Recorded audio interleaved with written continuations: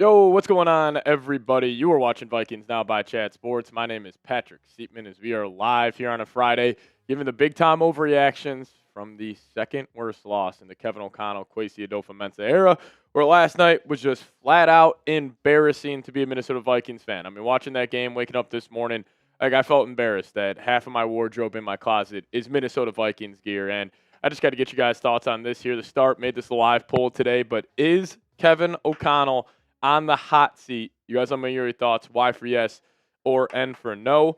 Maybe this is reactionary.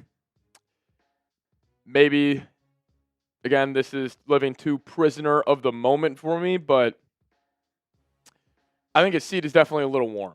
I don't know if he's on the hot seat, but I think he's a little warm. And I want to share with you guys some very telling stats on the Vikings offense real quick. Shout out to Alec Lewis. He tweeted this out. The Vikings run-pass rate when T.J. Hockenson is on the field is 33.5% in favor of the run, and it's 66.5% pass. So clearly, the tell there, when Hawk is on the football field, they're passing the ball two-thirds of the time. Well, when Josh Oliver is on the football field, the Vikings run the ball 57.6% of the time. They pass the ball 42.4% of the time.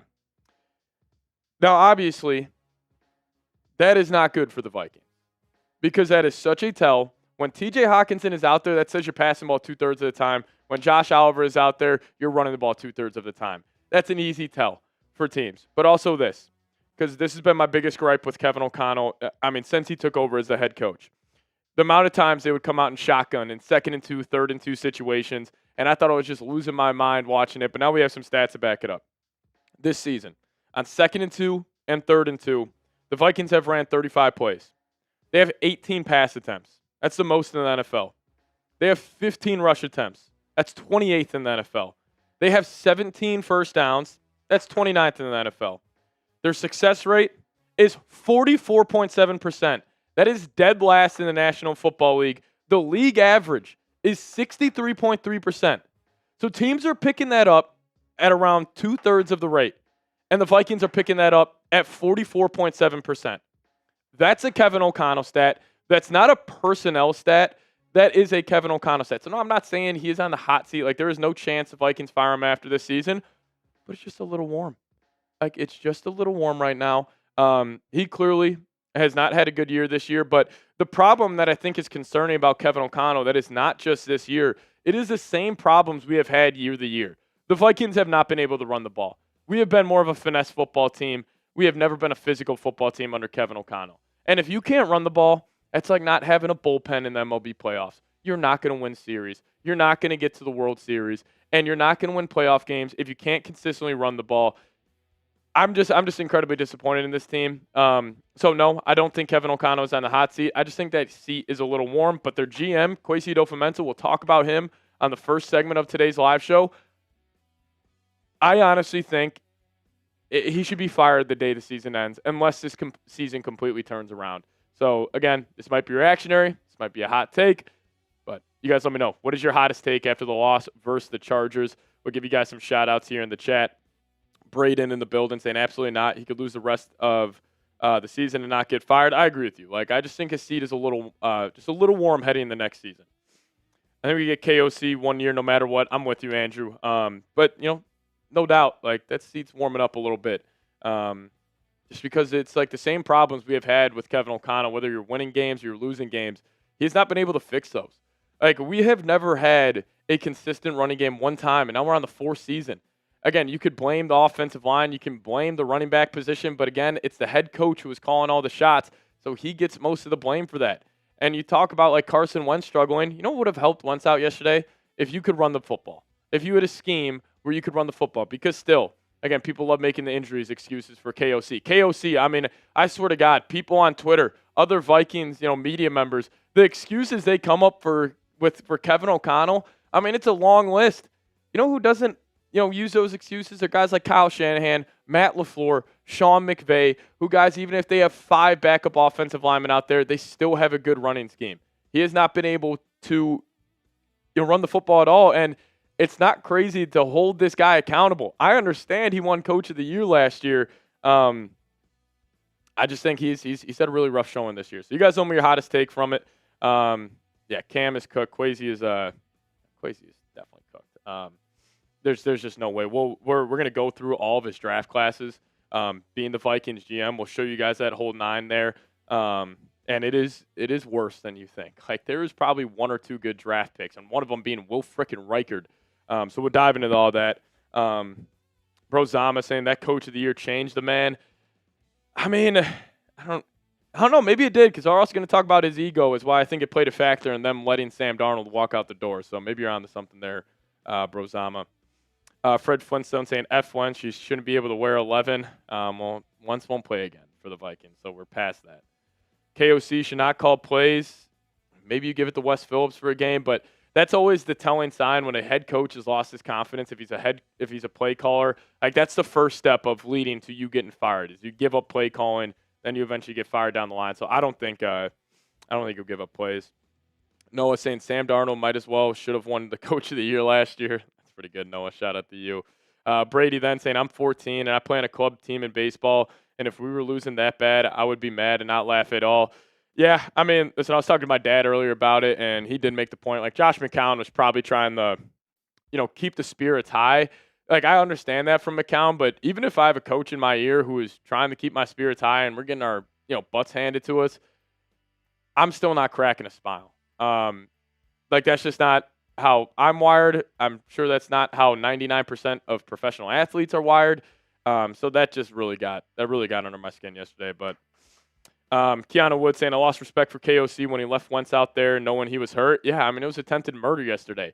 I mean, when the game was all said and done, like, there was 2 drives where I thought there was no chance Wentz goes back out there. He goes back out there, takes some massive hits, and then you eventually wait until the last drive when the game is legitimately, like, you're just running plays to run out the clock to put in Max Brosmer. So, yeah, I did not understand that. I thought Brosmer should have started in the first place, because even if, like, the Vikings lost 37-10, but Max Brosmer was out there, I wouldn't be too upset about it. Then Wentz gets mad and starts crying, like, where's the leadership? Well, that bothered me too, man. I'm not going to lie. It bothered me just as much when Wentz threw his helmet and he was crying on the sidelines. That pissed me off just as much as him laughing, because you're a leader. Like, you're the quarterback of the team. Even if you're the backup, you're the leader for that day. You're the captain of the ship. People gravitate to you.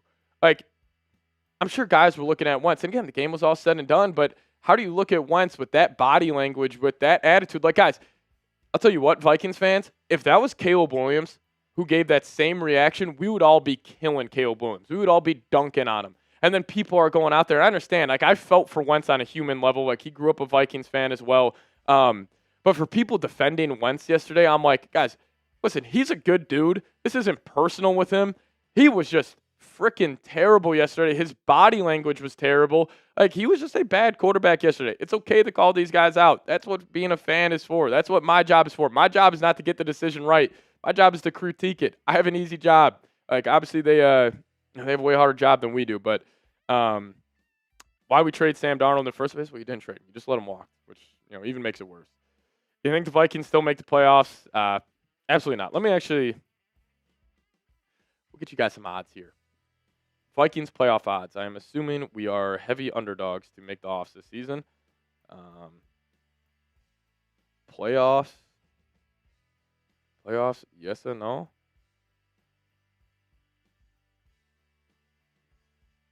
See where the Minnesota Vikings are at here. Vikings are plus 800 to make the playoffs. So if you put $100 down, you would win 800. They would make the playoffs, but they're not making the playoffs. Apparently, J.J. McCarthy got some early work in today, which is good. I still believe in KOC. Listen, I'm not selling my stock in Kevin O'Connell fully just yet, but I am very, very concerned that this could not go well. I mean, his performance yesterday. I mean, some of the trends that are not good for the Vikings. Like, they are Kevin O'Connell stats, and it's okay to criticize the damn guy. Like, yes, I understand he won Coach of the Year last year. We had a great year, but the point of the NFL is to win playoff games. The Vikings haven't won a playoff game under KOC. And, even that 2022 year, like, a lot of that was just, fluky one-score wins. And we all knew, like, the Vikings had a negative point differential when they were 13-14. Even the following year, 2023, like they started to get something going. Obviously, Kirk Cousins getting hurt. Like I don't want to chalk that up that year up to Kevin O'Connell. Last year, fantastic, amazing year. Still ended up fizzling out in the playoffs. And honestly, that Rams game, looking back on it, like the Lions game was on Sam Darnold. Sam Darnold was terrible in the Lions game. But that Rams game, that was about 50-50. Yeah, less than 20 rushing yards. Like, listen, that's the problem with Kevin O'Connell is like this offseason was about establishing a run game. Doesn't matter who the quarterback is. Does not matter whatsoever, and he still can't run the ball. So it's bad. I mean, you had less than 20 rushing yards yesterday on the road on a Thursday night. You're not going to win that football game, no matter who's playing quarterback. So that goes on the head coach. Now, if you guys weren't in here, I do want to relay these stats one more time. The Vikings on 2nd and 2 and 3rd and 2 situations this season. They have ran 35 plays, 18 pass attempts. So 18 of the 35 plays, that's the most in the NFL through there. They have ran the ball 15 times. That's the 28th most in the NFL. 17 first downs, 29th, and a 44.7 success rate. That's dead last in the league. The league average is 63.3. So clearly the Vikings, yet again, are not a physical football team. And it's unfortunate because everything you were trying to accomplish this offseason, not seeing it come to fruition whatsoever. Kevin O'Connell hasn't won a big-time Brady, let alone playoff game. Like, what was the last big-time game Kevin O'Connell won? Like, maybe Week 17 against the Packers last year. Like, that was a big game to set up the Week 18 game. Yeah, I mean, like he hasn't won a big-time game in his life.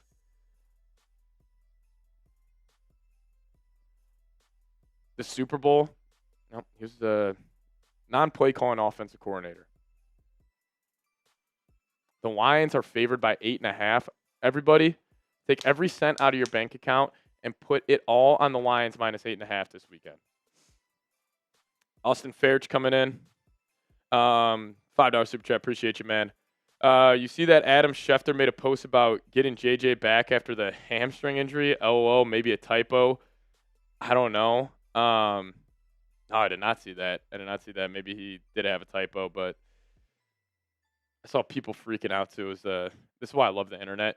When Justin Jefferson caught the one good throw by Wentz yesterday, Justin Jefferson caught it, and J.J. McCarthy kind of had to hurdle over him, and people were saying, like, oh, look, the ankle's fine. Like, this truly is a soft benching. I honestly think with how bad Carson Wentz has been, this makes me almost fully believe that it was not a soft benching. Because KOC understands. Like, even though I'm very down on him right now, I'm very unhappy with what's been going on this season. Like, he's still a very smart, intelligent football mind. He understands Carson Wentz is playing that bad. I'm sure he is foaming at the mouth to get J.J. McCarthy back out there. So, again, like, it's not a soft benching. J.J. will for sure play Week 9. Now, if he doesn't, then, yeah, 100% it might be a soft benching. And J.J. might be the worst quarterback of all time if he doesn't play this weekend, but I think he will. But Austin Fairch, I did not see that specifically. I'm going to guess that one is just a typo. Keegan coming in saying, who would be a better option if they fire him? There's not a better option if they fire Kevin O'Connell, and I don't think they should. I just think his seat is just a little hot right now. Like that's all. That's the only point I'm trying to make here. Like you should not fire KOC. Like the earliest you would fire Kevin O'Connell is like the end of next season. If like the end of this year goes really bad and you can't kind of get anything going, any type of momentum in the next year, that's the earliest you would fire him. And plus, this head coaching cycle is not too good. Like, you got a guy like Mike McCarthy out there, probably the best choice, but not a lot of good options out there. It's Blinky coming in with another super chat saying, "I'm sorry, Pat, but talking KOC on the hot seat yet is foolish. Please name 10 better coaches with a Super Bowl win or appearance than him. Yes, he has flaws. No one can win with our offensive line." Blinky, why is the offensive line a problem? I think Kevin O'Connell gets blamed for that. And also, talking about a Super Bowl winner appearance, he was a non-play calling offensive coordinator. He had Sean McVay, Matthew Stafford, Cooper Kupp. Yes, KOC gets some sort of credit for that, but that's not something where it's like let's just say Ben Johnson went and won the Super Bowl with the Lions last year, and he was the play calling offensive coordinator. He gets more credit than KOC. Like, obviously, he's a big part of the game plan and everything, but Listen, I don't think it's foolish to say, just talk about him being on the hot seat. Like, the Vikings, there are some terrible trends with Kevin O'Connell. This is 4 straight seasons where he can't run the ball. Second and short, third and short situations. You are the worst team in the National Football League. You are not going to win playoff games. You are not going to be consistently a good team if you can't run the football. Like, I know it sounds ludicrous to be talking about him on the hot seat. Trust me. But that's just reality of the situation. Like, we saw Matt Nagy get fired 2 years after he won Coach of the Year. Brian Daboll has been on the hot seat for the last year and a half in New York after he won Coach of the Year back in 2022. Like, the honeymoon phase is over with KOC. And I think we got so enamored in Kevin O'Connell as a fan. Where, guys, we had old, stingy Mike Zimmer. Old school, didn't want to, adjust to the modern NFL. And then we get Kevin O'Connell. He's like this hot new toy. He's a very intelligent, modern-day offense. We're throwing the ball all over the lot. And we just got enamored in it, and we did have some success. But we had, I don't want to call it fake success. It was just regular season success. It was never postseason success. Like, take a guy like DeMeco Ryans. He already has 2 playoff wins. Brian Daboll's got a playoff win. Matt LaFleur's got a playoff win. Dan Campbell's got like 3 playoff wins. Like, it's almost like that, and this is going to be a Colin Cowherd-ass take right here, but it's like when you break up with your ex-girlfriend, and let's just say she's a certain type of personality, and then you go get that new girlfriend, and she's a completely different type of personality than your ex was, and it feels so great during the honeymoon stage, but then you start seeing maybe not the same problems as your ex-girlfriend, but it's a very similar situation. You kind of get enamored with Kevin O'Connell and the new flashy offense and all this. Like, listen, can I name 10 better coaches than Kevin O'Connell right now? 100% I can. Andy Reid, Sean McVay, Dan Campbell, Matt LaFleur, Kyle Shanahan. You can go to the AFC. I mean, Jim Harbaugh, obviously, now. I would still put John Harbaugh ahead of him. I mean, Mike Tomlin, even though if I would have said Mike Tomlin's better than him before the season, I would have laughed at myself. Mike McDonald, he's 100% better than KOC. Sean Payton, even like a guy like Todd Bowles. Like, the Buccaneers are 4 straight division titles. Yeah, Sean McVay, 100%. No, listen, KOC right now is about the 10th to 13th best head coach in the NFL. That's okay. Liam Cohen, probably not. Maybe, though. I mean, just this honeymoon phase is over. Vrabel, 100% is getting up there. No, not Mike from Miami. Mike from Seattle. No, not him. No, but listen, I think, and you know what also pisses me off about KOC? Do you guys remember Week 18 last year? Sunday morning, that report came out from Jay Glazer. And Jay Glazer's not a clickbait artist. He is only reporting real information that he is told. He is the biggest, breaking rumors guy in the NFL. Like, if Jay Glazer says something, you take his word for it. He's never wrong. KOC and his camp put out a report before the most important game of the year that if they don't get an extension done, he could potentially request a trade away from the Minnesota Vikings, or he would want to be traded. I think this dude's got an ego. And again, it's tough to criticize a guy who is coming off a Coach of the Year award, who just won 14 games. But also, if you have watched every snap of the Vikings this year, if we just took Kevin O'Connell in 2025, I would grade him a C- as a head coach. I understand the injuries. I understand the offensive line. I mean, look at the San Francisco 49ers. They got Mac Jones has already won 4 games. They lost Nick Bosa, Fred Warner, Brandon Ayuk hasn't played. Juwan Jennings is in and out of the lineup. Kittle's been in and out of the lineup. Their offensive line's a carousel. And what is San Francisco doing? They're still 5-2. They're still winning games. They still have a run game. Guys, it is okay to criticize Kevin O'Connell. Trust me, I was enamored by this guy 4 months ago. But also, you get more information, just like anything in life, your takes can, change. And he looks lost. You know what also pissed me off yesterday? I don't know if I told Dylan this. Ivan Pace Jr., 35 minutes after the game, posted on his Instagram story his in-and-out order. You're going to say this is like an old head take from me? Are you out of your fucking mind? That you're going to post your in-and-out order after your defense just gave up 37 snaps and you're posting on Instagram. What are you doing? That, like, again, that's a tiny thing that just, like, kind of drove me mad yesterday. No, but it is okay to criticize Kevin O'Connell. Blinky, I don't think it's foolish. There are 10 better head coaches in the NFL right now than KOC. And there's no doubt. There's no doubt. But Thomas coming in.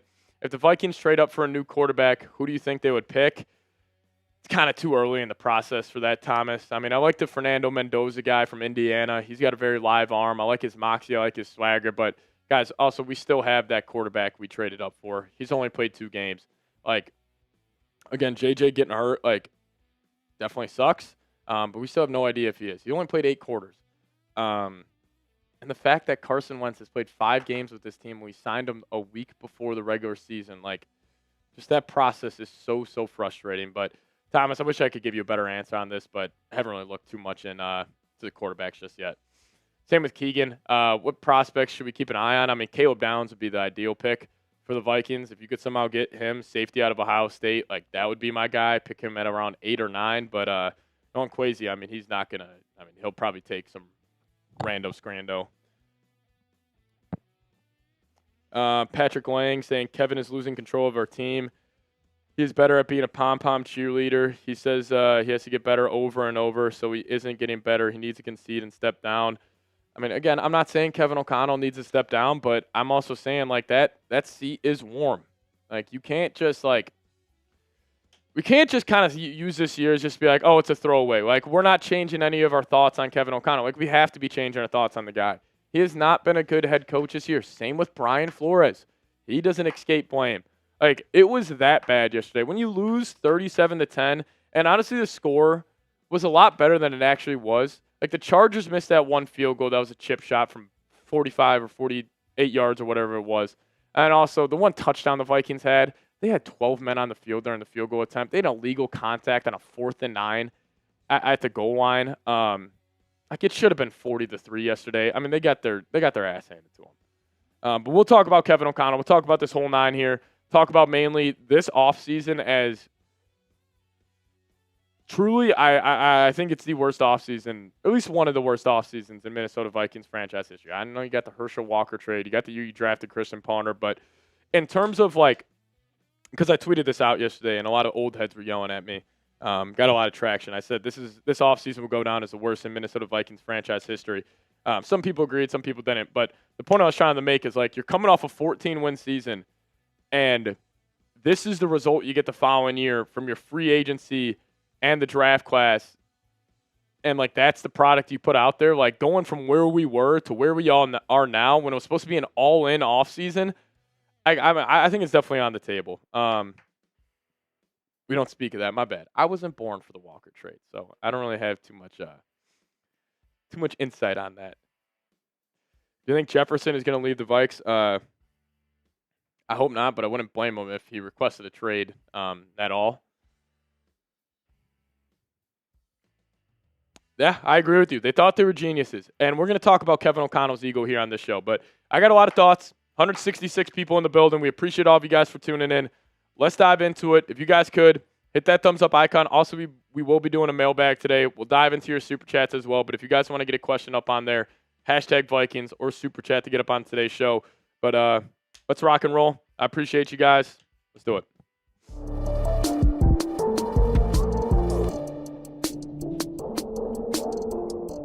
Yo, what's going on, everybody? You are watching Vikings Now by Chat Sports. My name is Patrick Siepman, and coming up on today's show, I just want to dive into what went wrong with the Minnesota Vikings. Because you were coming off a 14-win season, you had this all-in-esque offseason, and just nothing has gone well. Literally every single move the Vikings have made this offseason has not planned out.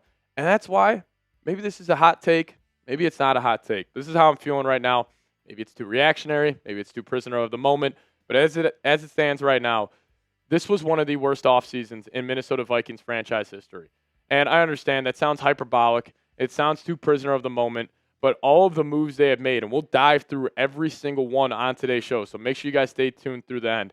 It is truly one of the worst off seasons of all time. So we'll talk about it, but it all starts with that guy right there, Kwesi Adofo-Mensah. So I'll ask you guys this. Is it time to let him go? Should the Vikings fire Kwesi? Give me a Y for yes, or give me an N for no.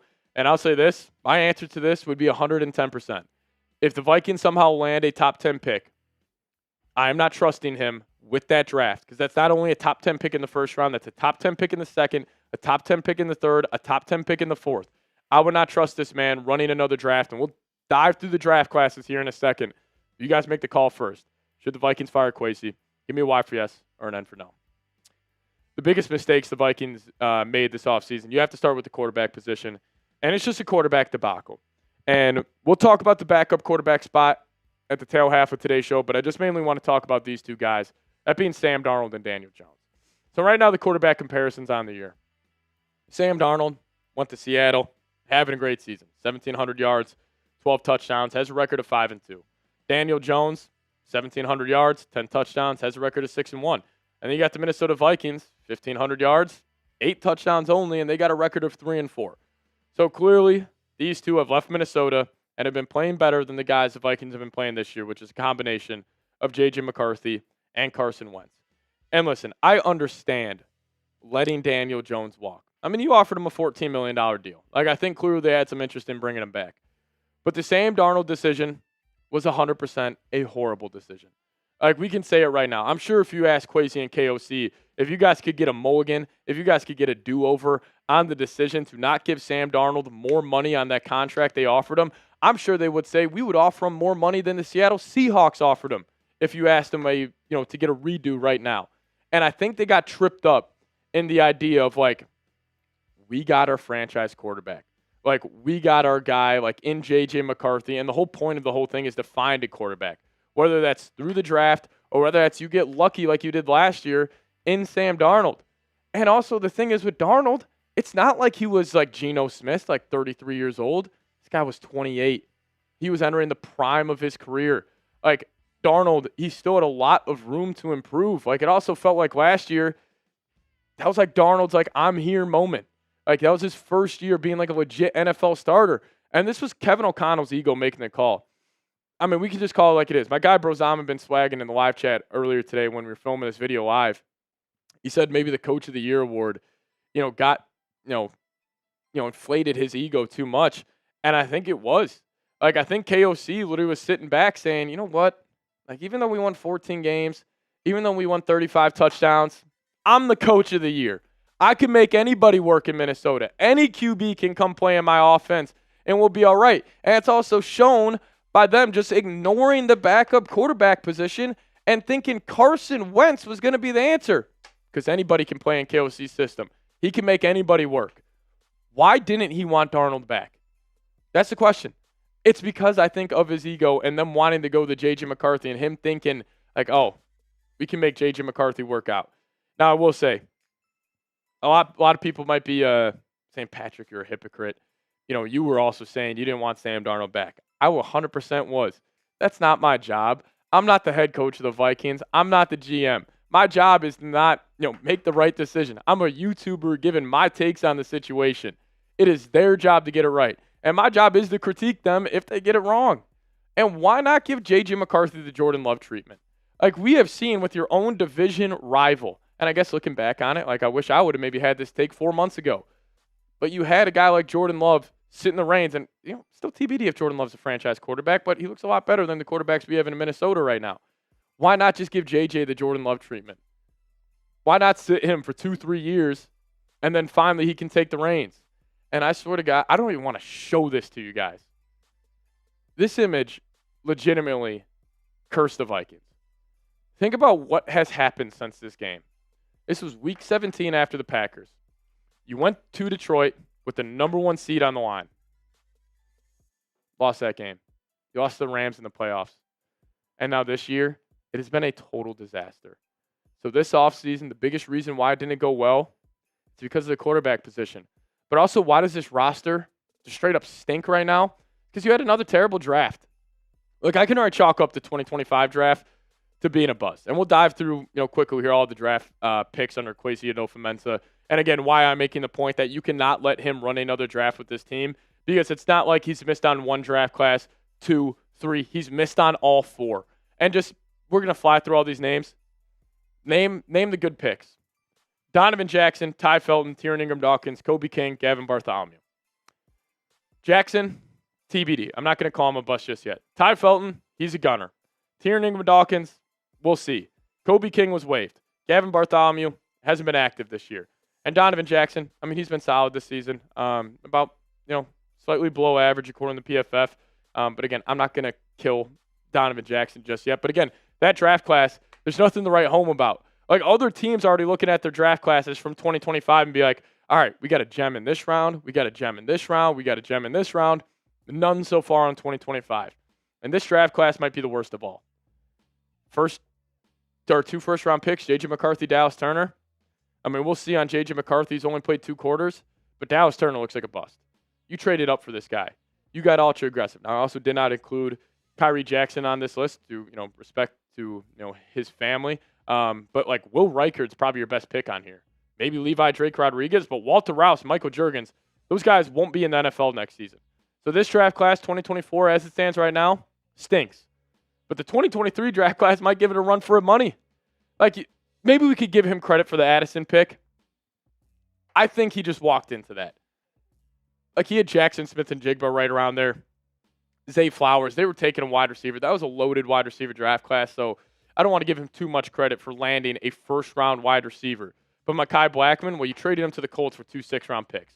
Jay Ward, decent. I'll give him some credit for that out of the 4th round. But also, start noticing the trends. He has not hit on a 5th, 6th, or 7th-round pick just yet. Roy out of LSU, not even on the team. Jaron Hall. They took Jaron Hall in the 5th round. That might be the worst pick of them all. Dwayne McBride, I don't even think he was active for the Vikings for 1 game. But then the infamous 2022 draft class where Kwesi really set the tone of what his tenure with the Vikings was going to be. Lewis Cine, biggest first-round draft pick bust in Vikings history, potentially. Nah, probably shouldn't say that. There's a lot other out there, but still got Christian Ponder, Laquan Treadwell, but still, wasn't a good pick. Andrew Booth, terrible pick. Ed Ingram, who's actually playing good football with the Houston Texans, but with the Vikings, waste of a pick. So your 2 second-rounders, complete joke. Your 3rd rounder, you waived him this offseason. Joke. Akeo Bevins, joke. Ezzy Odamoa, joke. Ty Chandler, stinks. Vidarian Lowe, stinks. Jalen Naylor, will give it to you for a 6th-round wide receiver. Nick Muse, stinks. Guys, how many picks did we just go through? I mean, goddamn, about 2025? And can you name me 5 players that were good draft picks? Like, legitimately, I think he's made 2.5 good draft picks since he's been the GM for the Minnesota Vikings. You cannot bring this guy back, especially if you have a top 10 pick next season.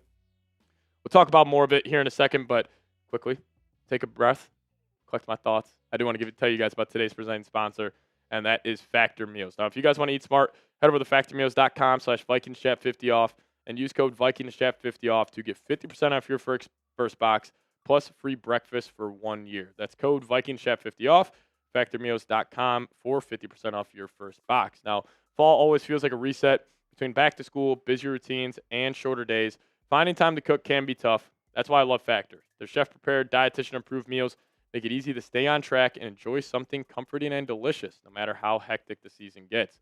Now, Factor, they got more variety and more meals. Choose from a wider selection of weekly meal options, including premium seafood choices like salmon and shrimp, at no extra cost. If you guys also want to support your wellness goals, enjoy even more GLP-1 friendly meals and new Mediterranean diet options packed with protein and good-for-you fats. So head on over to factormeals.com/VikingsChat50 off. Use promo code VikingsChat50 off to get 50% off your first box plus free breakfast for 1 year. That's code VikingsChat50 off at factormeals.com for 50% off your first box plus free breakfast for 1 year. Get delicious, ready-to-eat meals delivered with Factor. This offer is only valid for new Factor customers with code and qualifying auto-renewing subscription purchase. All right, now we got to talk about the free agency class this past year because, again, it was terrible.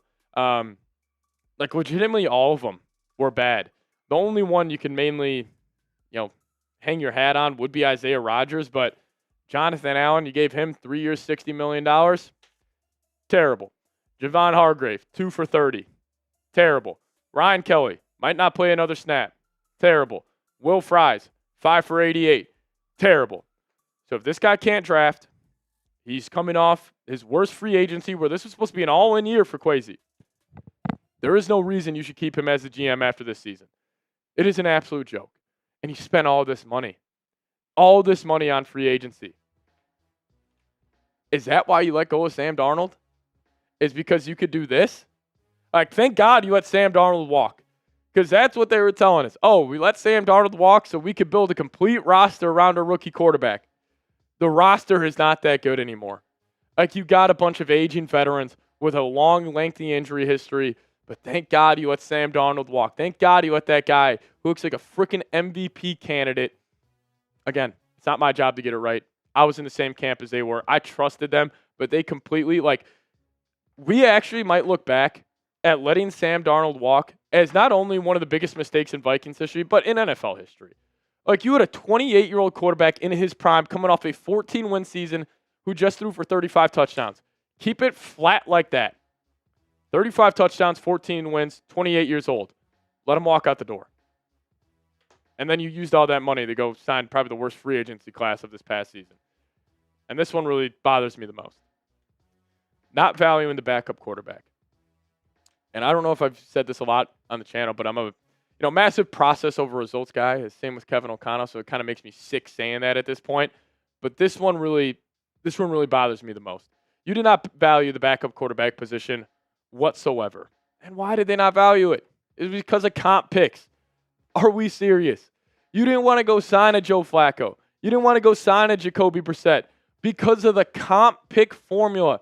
You had a 22-year-old quarterback who just missed his whole rookie season, and you didn't want to sign a high-end backup because of a fifth-round comp pick.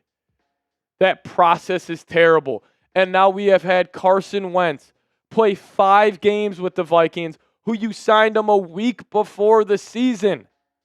It's terrible. They have botched every move this offseason. That's why 8 goddamn months ago, we were playing for the number 1 seed in the entire NFC, and now we're here. And also, this isn't really a big mistake. This is just one point I wanted to make. The future of Kwesi and Kevin O'Connell, I fully believe, ride on number 9. It all comes down to J.J. McCarthy. All the pressure is on him here. And, J.J. is – I'm still a believer in him. But there is also so much pressure on J.J. McCarthy. And, it could be unfair to the guy. But if J.J. doesn't work out, I already think Kwesi should be fired. If J.J. doesn't work out, I think Kevin O'Connell should be fired.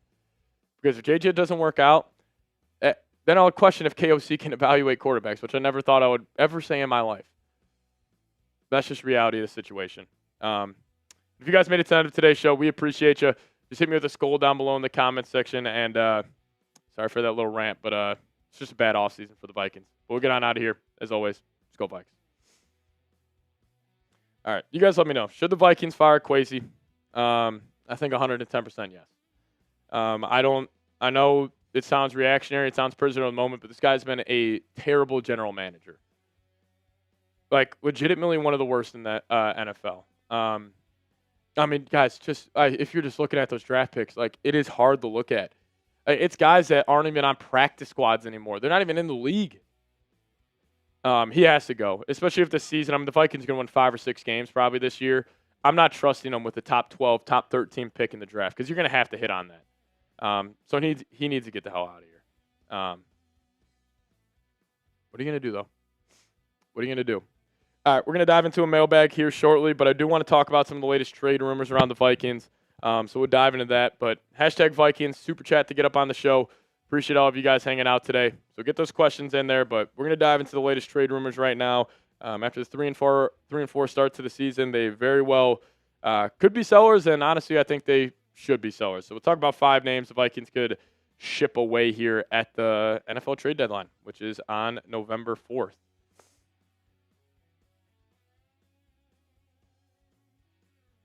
Yeah, and also Kevin O'Connell's making $15 million a year.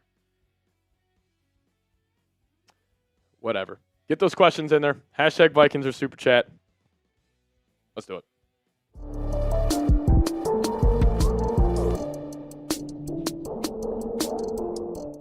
All right, what's going on, everybody? You are watching Vikings Now by Chat Sports. My name is Patrick Siepman, and we're going to be diving into the latest Vikings trade rumors after the 3-4 start to the NFL season. I never thought that we would be talking about the Vikings being sellers at this point in the year, but that's the reality of the situation. When you're a bad football team and you are in cap space held next offseason, you might want to consider selling off some of the marquee players on your team. So, first off, what say you on this one? Should the Vikings be sellers at this year's NFL trade deadline?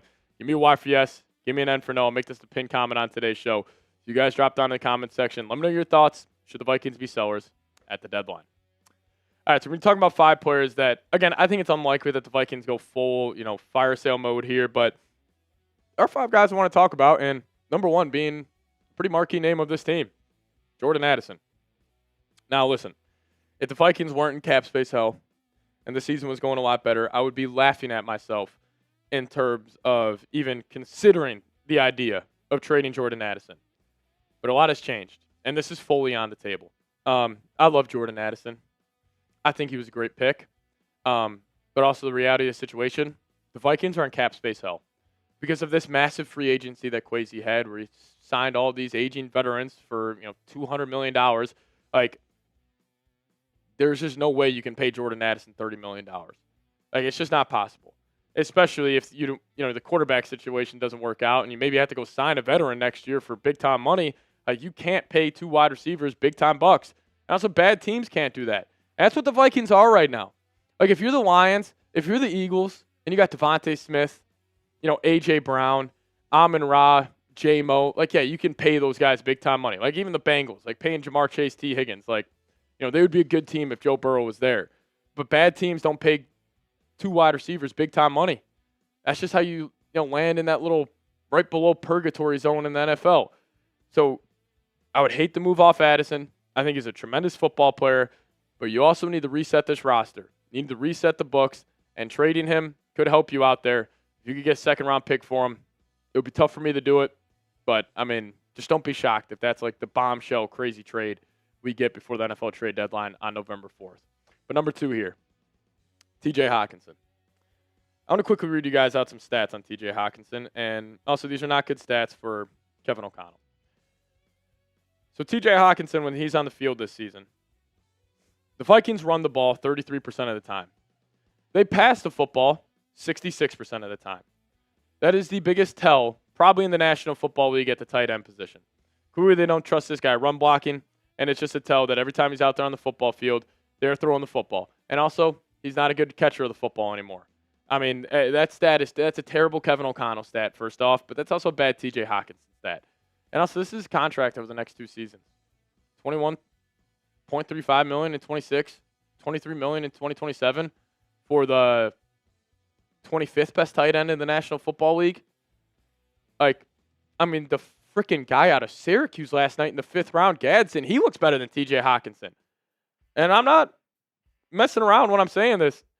If you get a 7th-round pick for T.J. Hockenson, you do that trade like that in a heartbeat just to move off that contract. Like, you would be able to save $12 million of that deal in 2027. You would have some dead cap, but it would be worth it just to kind of start to slowly reset the books, which that's also the reality. Like, the Vikings are going to need to do that. They have dug themselves such a hole with the boneheaded decisions they have made this offseason where I am willing to move off T.J. Hockenson for a 7th. He's a cooked product. I think next year he's not even a starting tight end in the NFL. So might as well move off him now. Try to dupe some stupid team into sending you a 7th-round pick for him, and you take it. But number 3, Aaron Jones.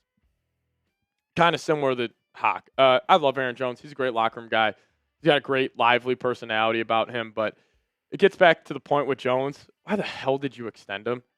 Like, that was also, I should have probably talked about this in the show we did earlier, talking about the offseason. That was one of the worst moves they made as well. Why did you give him $10 million? He just, yes, I understand. He had 1,500 all-purpose yards the year before. But also, he's got a lengthy injury history. He's getting older. You had one of the best running back draft classes coming out this past season. You just traded for Jordan Mason. and you wanted to give, obviously Jordan Mason's getting paid, and you want to give, Aaron Jones that money. I just don't understand that. So if you could get a 7th-round pick for Aaron Jones just to move off his contract, I would do it 110%. But you guys let me know who is on the way out. Name a player the Vikings should trade. Drop that name down below in the comments section. You guys let me know your thoughts. For me, it's Hawk. I think you try to move him for a 7th-round pick, but again, it might honestly just end up being one of those 6th, 7th-round pick swaps, which is pretty unfortunate. You guys let me know. Name a player the Vikings should trade. All right, we'll dive into the rest of the trade candidates here, but quickly, I got to tell you guys about today's presenting sponsor, and that being PrizePicks. Now, you and I make decisions every day, but on PrizePicks, being right can get you paid. Don't miss any excitement this football season on PrizePicks, where it's good to be right. And if you guys download the PrizePicks app today, plug in that promo code CLNS. We'll hook you guys up with $50 in lineups after you play your first $5 lineup. It's promo code CLNS to get $50 in lineups after you play your first $5 lineup. PrizePicks is a brand new feature called Stacks. I mean, you can pick up to the same player 3 times in the same lineup. So if you guys want to take more on Josh Allen's pass yards, rush yards, and touchdowns, now you can pick all of them in the same lineup only on PrizePicks. You guys can also follow other PrizePicks players directly on the app and copy their lineup in one click. Whether it's a friend, celebrity, or just someone whose picks you like, hit the follow button and check out every lineup they create in the new Feed tab on PrizePicks. So download the PrizePicks app today, plug in promo code CLNS, get hooked up with $50 in lineups after you play your first $5 lineup. Promo code CLNS to get $50 in lineups after you play your first $5 lineup. Shout out to PrizePicks for sponsoring today's show. PrizePicks, it's good to be right. All right, let's move on here. Number 4 on the list for the Minnesota Vikings. We're going to go with Javon Hargrave. Now, this is, again, the same situation kind of with T.J. Hockenson and Aaron Jones. You're just going to have to take what you can get for these guys. You're just going to have to move off their deals. Javon Hargrave, he has done absolutely nothing this year. I saw some wild stat. It was Hargrave and Allen, they combined for 13 pressures week 1. And I think since then they've combined for 15. So it's been that bad. And if you do trade Hargrave, you can save some money in 2026. Like, yeah, you would take on $6.5 million of dead cap, but you would save $15 million. Like, that might be worth it. For a 7th-round pick, now would somebody want to take on that contract? He even might have to pay some of that money. But, man, I'd do that for a 7th-round pick in a heartbeat. It's just not worth it with them. And plus, like, you do have younger guys like Jalen Redmond, Levi Drake Rodriguez, Tiernan Ingram Dawkins, even a guy like Elijah Williams. Want to get those guys more, snaps throughout the season. So if a team offers a 7th-round pick for Hargrave, similar to Hockenson, similar to Aaron Jones, sign me up. You got to reset the books. You got to reset this roster. Number 5 here. This one hurts. One of my favorite Vikings players over this past little stretch, Speedy Naylor. Now, if I had to put my money on one guy getting traded, my money would be on Speedy. And Speedy's a hell of a wide receiver, actually. Like, I think he's a very good wide receiver 3. And teams are going to be calling on Speedy.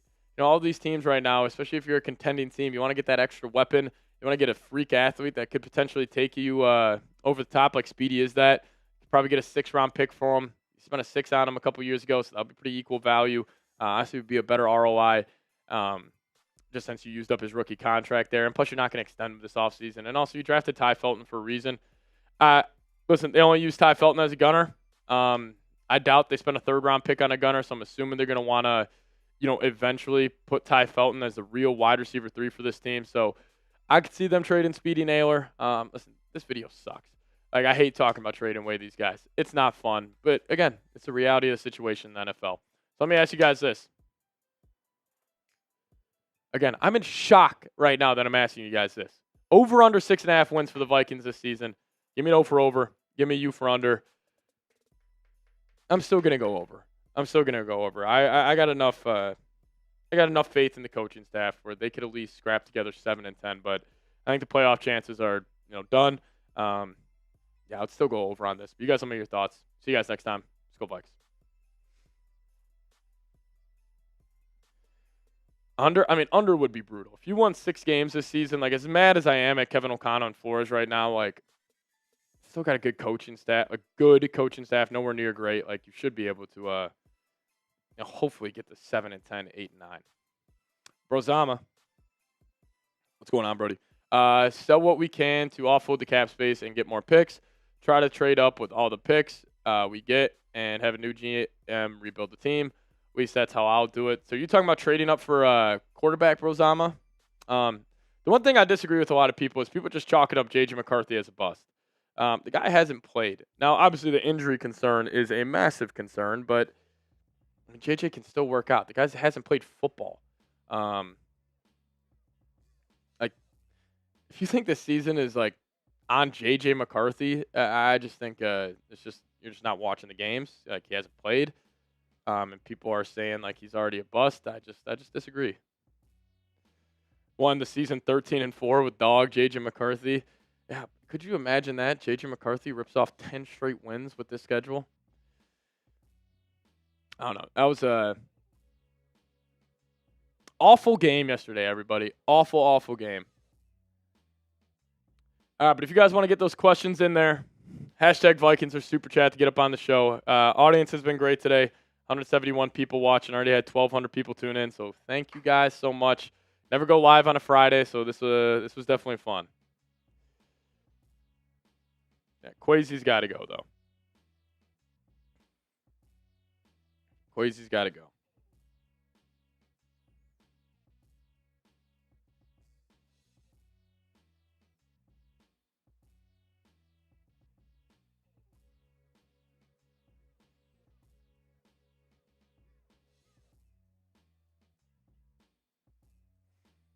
AJ the Viking, what's going on, Brody? Appreciate you.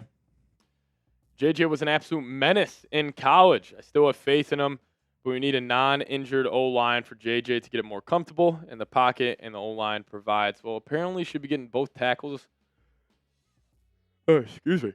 Both tackles back this week, which would be good for JJ McCarthy's case. But yeah, I mean, you gotta get this guy reps. Like, again, if you chalk up J.J. McCarthy as a bust, like, I mean, I just think you're a hater. You just haven't watched this kid play. He's 22 years old. He hasn't played in the NFL. He's got a live arm. He's a really good athlete. He's built from the right stuff, and he's shown flashes already in real NFL games. I understand that Falcons game was terrible. The guy had 24 hours of practice. That's it that week. He had 1 day of practice. He was just becoming a brand new dad. So I'm not really going to get too upset on him for that. Brady then saying, "Does your dad get mad at Vikes games?" No, my dad and uncle just I don't know what syndrome I'm going to call it. Not even syndrome. That's probably the wrong word. I think it's Vikings fans hit a certain age, or they go through enough seasons of just like heartbreak and disappointment, where you just become numb to the situation at a point. Viking Stockholm syndrome. That's what we'll call it.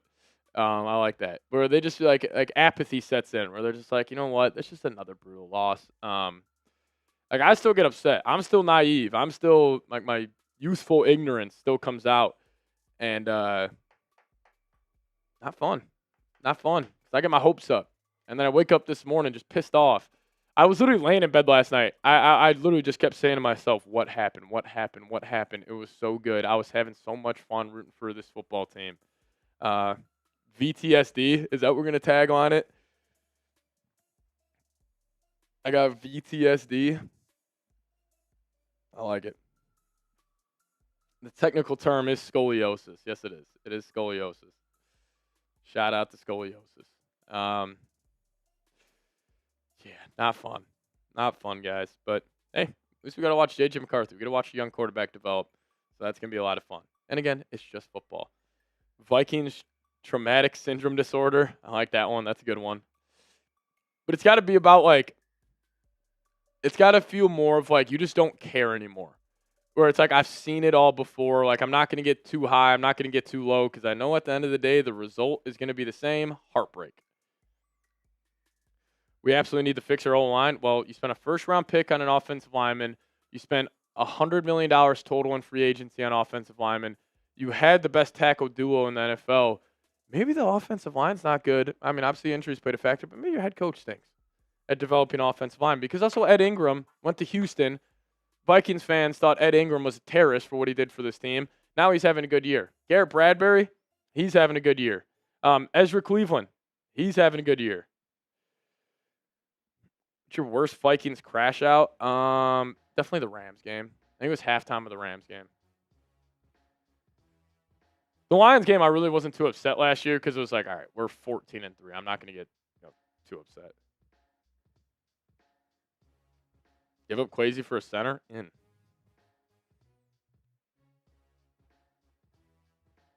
Oh, well, you guys want to? This is the most trouble I think I've ever been in with my parents. When Blair Walsh missed that field goal, I put a hole in my wall, in the drywall in my basement. Yeah, that was not good. That was not good. I was crying my eyes out in 2009 though, when I was 9 years old, when Brett Favre threw across his body. So that's up there. No, I cannot be the Vikings next GM. I would be terrible at it. I don't know, but then again, if I could spend all day focusing on being a GM, who knows? But no, probably not. Yeah, that missed kick by Blair Walsh, it was bad. All right, we appreciate you guys getting those questions in there. We're gonna dive into this mailbag, and we're gonna get on out of here. What about the time you put a hole in the wall? That was the Blair Walsh. See, Brady, you remember? That was the time Blair Walsh missed that kick. Oh, we've been through it. I still haven't watched the snap of the second half from the 2017 NFC title game. That was depressing, for sure. 38-7 in the NFC title game. I mean, that's just incredible. Oh, Bounty Gate. Yeah. I mean, that's Favre across his body. The best moment as a Vikings fan, I mean, it's got to be the Minneapolis Miracle, for sure. I mean, the Kyle Rudolph push-off, that was great. But, like, the thing is with the Miracle, it's like the next week you got blasted by Philly. The Kyle Rudolph push-off. The next week you got blasted by San Francisco. The Vikings haven't won 2 playoff games in a single run since 1988. All righty, let's dive into it. Minnesota Vikings mailbag.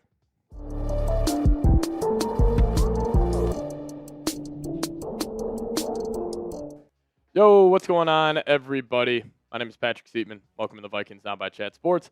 Coming up on today's show, we just got a good old-fashioned Minnesota Vikings mailbag. We're going to talk about the latest around your favorite football team. We're going to first start off here with Kevin O'Connell. Looks like it's Burner in the chat. Saying, should Kevin O'Connell be on the hot seat? Seeing this float around on social media in the comment section. I don't think he should be, on the hot seat necessarily. Like, I think no matter what, KOC, even if they lose every single game the rest of the season and lose all of the games the following year, you at least give them the next 2 years. But the seat is warm. You would be naive to say that the seat is not warm with Kevin O'Connell. I understand he just is coming off a Coach of the Year award, but if you were just grading him on the 2025 season as we were filming this after the Week 8 loss to the Chargers, he has been a D+, C- level head coach, and 2 concerning stats. Or I'll give you guys one. And this is a Kevin O'Connell stat. This is the stats just from this year, but this has been an issue for the past 4 seasons with KOC. The Vikings on 2nd and 2 and 3rd and 2 or fewer. So short yardage situations. They have ran 35 plays so far this season. They have 18 pass attempts, most in the NFL. They have 15 rush attempts. That's 28th in the NFL. They have 17 first downs. That's 29th. And their success rate, last in the National Football League at 44.7%. The average in those situations is 63.3%. That game against the Chargers, 3rd and 1 on the opening drive. You go play action with Justin Jefferson lined up at tailback and Jordan Mason at fullback. You run into the short side of the field. It's a bonehead play call. And this gets back to the point, even though I still think KOC is a good head coach, he's got no physicality with his team. Like, we are the opposite of the Dan Campbell Lions. Like, we're finesse. We're trying to beat you on the outside, and this stat kind of proves that. Like, never are the Vikings just like, hey, we got you 2nd and 2. We're just going to hand the ball off to our big bruising running back 2 times. That is a Kevin O'Connell stat. That's probably the most concerning thing around him. And also 4 straight years, can't run the ball. Is he on the hot seat? Probably not. It's just turned up a little bit. It's warm. Lukewarm right now. Thomas, what's going on? If the Vikings were to trade up for a new quarterback, who do you think they pick? Not going to spend too much time on this. We still have J.J. McCarthy. There's no real reason to talk about it. Fernando Mendoza, that's about it. I appreciate you, Thomas. Keegan saying, who would be a better option if they fire him? Talking about KOC, there's not really a better option out there. That's why they're going to probably keep him for the next 2 seasons at least. But For Kwesi, there's probably a lot of options out there. But Keegan, I appreciate you. But again, they're not going to fire KOC anytime soon. Zach Gaiman, what's going on? Do you agree with drafting Felton since he isn't starting, or should we have drafted Bowman or someone? I mean, you should have 100% have drafted Billy Bowman. Yeah, right now the Ty Felton pick doesn't look too good. Again, he hasn't played, so I don't really want to just be like, oh, Ty Felton stinks. But yeah, right now it doesn't look good. Especially like Cam Scadaboo was a pick, I think 3 after Ty Felton, and necessarily he's just been a gunner this season. So like he hasn't worked out, but he also hasn't had the opportunity to work out. So do I agree or disagree with it? I would probably disagree with it right now. But again, like it's easy for me to say that right now.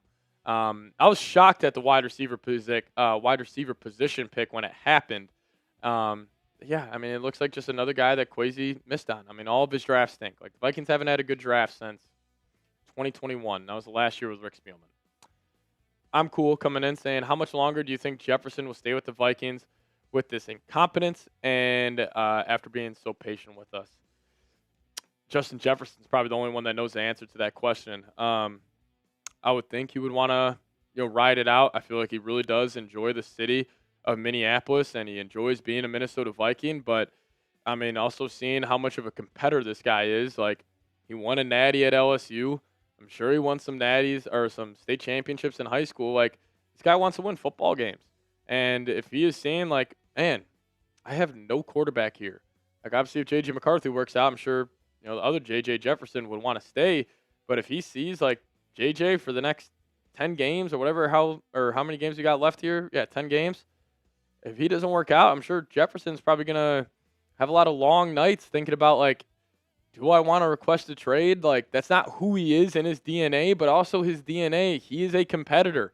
And if I ever got that notification on my phone, Justin Jefferson request a trade, I hope all of you would do the same thing. Nobody should be upset with them.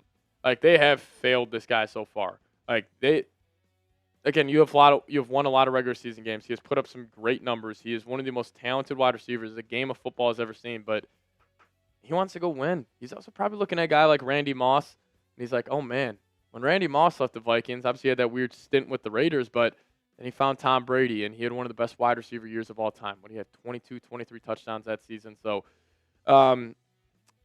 I hope he will stay, but again, the only person that knows that answer is Jettis himself. Sure, the offensive line coaches also be replaced 100%.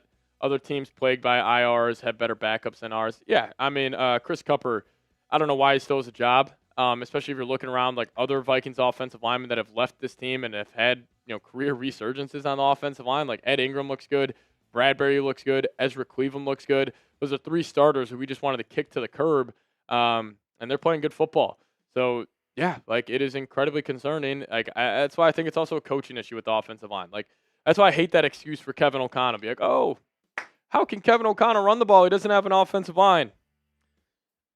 It's been the same thing for 4 years. Figure it out, dude. You're the head coach. Enough of the excuses. The honeymoon phase is over. This is going to be 4 straight years without a playoff win.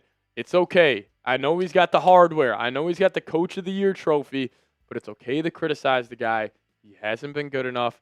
I got duped. Now, I mean, like I said at the top, he's not in the hot seat.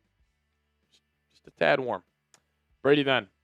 Do you think so far first-round pick was kind of bad? I was so mad when they didn't draft Eamon Warrior, Will Johnson. I mean, we'll see with Donovan Jackson. I don't want to, dunk on the guy after he's only played, 4 games so far this season. But, yeah, I mean, Nick Eamon Warrior looks like a stud in Seattle. Will Johnson looks like a stud. So, yeah, I mean, again, that just all comes back to you got a GM who, frankly, doesn't know what the hell he's doing. He doesn't. His draft class stinks. He has had one good free agency period. He botched the quarterback thing this offseason. The guy blows. And honestly, this question, there's really one right answer to it. Who's more to blame, Kevin O'Connell or Kwesi Adofo-Mensah? It's this guy right here, 110%. Like, I would be shocked. I would be so upset if he is controlling next year's draft. But you gave him an extension this offseason, so he probably will be. You guys let me know who's more to blame. I'm going Cam over KO. All right, dive into more of your guys' questions here in a second. But first, got to give a massive shout-out to today's presenting sponsor, and that is Factor Meals. Now, if you guys could, head over to factormeals.com/VikingsChat50 off. Use promo code VikingsChat50 off to get 50% off your first box plus free breakfast for 1 year. It's code VikingsChat50 off at factormeals.com for 50% off your first box plus free breakfast for 1 year. Now, fall always feels like a reset. Between back to school, busy routines, and shorter days, finding time to cook can be tough. That's why I love Factor. The chef-prepared, dietitian-approved meals make it easy to stay on track and enjoy something comforting and delicious, no matter how hectic the season gets. Factor offers more variety and more meals. Choose from a wider selection of weekly meal options, including premium seafood choices like salmon and shrimp, and no extra cost. You guys can also support your wellness goals with even more GLP-1 friendly meals and new Mediterranean diet option packed with protein and good for you fats. So head on over to factormeals.com/VikingsChat50 off. Use code VikingsChat50 off to get 50% off your first box plus free breakfast for a year. It's code VikingsChat50 off at factormeals.com for 50% off your first box plus free breakfast for 1 year. Get delicious, ready-to-eat meals delivered with Factor. This offer is only valid for new Factor customers with code and qualifying auto-renewing subscription purchase. Vikings fan coming in. What's going on, Brody? Saying it feels unreal that we're able to talk about firing KOC. If we didn't make those terrible decisions, imagine where we would probably be a top 10 team. I'm assuming you're talking about the Sam Darnold situation in that question. Probably. I mean, we'll be a top 10 team. I mean, obviously, you've had some of the worst quarterback play in the league, and it's the most important position in the game. I don't know. I just think, like, my issues with Kevin O'Connell are not just with the quarterback spot. It is with the run game, and it's with, like, the identity of your football team. Like, do you think anybody fears us at all in the NFL? Like, even when we were winning 14 games, 13 games those previous 2 or 3 seasons, do you think anybody fears us? Like, teams fear the Eagles. Like, teams fear the Niners, where they're downhill, smash-mouth football. Like, the Kansas City Chiefs even had that a little bit over the last couple of years with, Andy Reid. Like, we're a soft football team. Like, those stats on 2nd and 2 and 3rd and 2 or fewer, that's embarrassing for Kevin O'Connell. Like, check your nuts. You were just a soft football team. You're a finesse football team. And, it feels weird to be talking about it. Blinky, what's going on? I'm sorry, Pat, but talking KOC on the hot seat yet is foolish. Please name 10 better coaches with a Super Bowl win or an appearance better than him. Yes, he has flaws. No one can win with the offensive line coach. Blinky, I'm not saying, Kevin O'Connell should be fired at all. I'm not even saying he should be on the hot seat at this point. I'm just saying his seat should be warm. And please name 10 better coaches with a Super Bowl win or an appearance. Listen, his Super Bowl win, he was the non-offensive play call, or he was the non-play calling offensive coordinator with Sean McVay, Matthew Stafford, and guys like Aaron Donald, Von Miller. Like, they had a loaded team. And, like, every coach has flaws. But also, like, the offensive line issues and the issues of, not being able to run the football. Like, it's not just this year. It wasn't just last year. It's not just the year before. It's been all 4 seasons you have had bad offensive line play. That's on the head coach, everybody. Like, it's not just on the offensive line coach. Them not being able to run the ball is on Kevin O'Connell. Like, please, can we just, as a fan base, the honeymoon phase is over. After this season, he'll be the head coach for the Vikings for 4 years, and we'll have 0 to show for it. 0 playoff wins. I know it sounds crazy for a guy just winning the Coach of the Year award, but Matt Nagy won it. Brian Dable's been on the hot seat for a year and a half. I'm cool with talking about it. I honestly don't really think it's that foolish. It's been that bad this season. Cohen Banks saying, what is our biggest need right now? Quarterback. We'll see if we got that answer with J.J. McCarthy. But yeah, quarterback 110%. Honestly, like other positions like corner, safety, interior defensive line, especially with Hargrave being as bad as he is. But Jalen Redmond's been good. Tight end is probably going to be a position need here this offseason. There's a lot. When you're a 3-4 team, you just got blasted like they did. There's a lot of holes on this roster, and it's unfortunate. Rosama, it's wild how we thought the free agency signings were going to make us possible contenders. Now here we are. Yeah, it's definitely unfortunate, man. We all did. Like, all right, we got 4 great guys in the trenches, like Javon Hargrave, like that name, Javon Hargrave, Jonathan Allen, Willie Fries, Ryan Kelly. Like, it sounded so good on paper. And now we're here talking about being sellers at the deadline, KOC on the hot seat, and yeah, it's incredibly disappointing. Like, I've never seen a team flip like the way the Vikings had. Like, it was last January when we were heading into that game, week 18, and like we're feeling so good, not only about that season, but the future of the franchise. And now, look at where we are. Elder, what happened on Thursday night? Did we fire KOC? What has been going on? No, we don't fire KOC, but he was terrible on Thursday. No commitment to the run game. Didn't put his quarterback in a position to win, but also his quarterback was flat out terrible. The offensive line was flat out terrible. The defense was flat out terrible. Listen, when you lose the game 37-10, and you really should have lost the game 40-3, everybody gets a slice of the blame pie. But biggest slice of the blame pie so far this season, why are the Vikings 3-4? It's Kevin O'Connell. He gets 51% of it. Injuries get another 20. Carson Wentz will probably get the other 29. But KOC deserves the majority of the blame, and it's okay to say that. I wish more people would call him out. It feels like Kevin O'Connell is just protected in bubble wrap, and everybody is so afraid to critique this guy, and it's annoying as hell in my opinion. Guy hasn't done anything for this franchise. He got his own hardware. He got his own Coach of the Year award trophy. What do we got? Nothing. Absolutely nothing. He let a potential franchise quarterback walk out the freaking door. It's just what it is. But I do want to say thank you guys so much. Obviously, down times right now, but you guys are still supporting the channel like crazy. So thank you guys so much. Make these tough times easier, and we'll get on out of here. As always, let's go Vikes. Oh, Tommy Wood, his smile and his coach talk are getting real old, my friend. Real old. When's the Minnesota Timberwolves watch party? Playoff time, baby. Playoff time. Football fans go, I wish we drafted Bo Nix. No. I disagree. Probably would be worse. Bo Nix is not that good. You should go for Gardner Minshew, Pat. What do you think? Too late now? I mean, JJ's coming back. You should have went for him back in April. I agree with you on that, but it's just too late. Yeah, Kwesi should be fired. That's the number one takeaway, though, so far this season. Is like you cannot let this guy control another draft whatsoever. All right, we're going to get on out of here.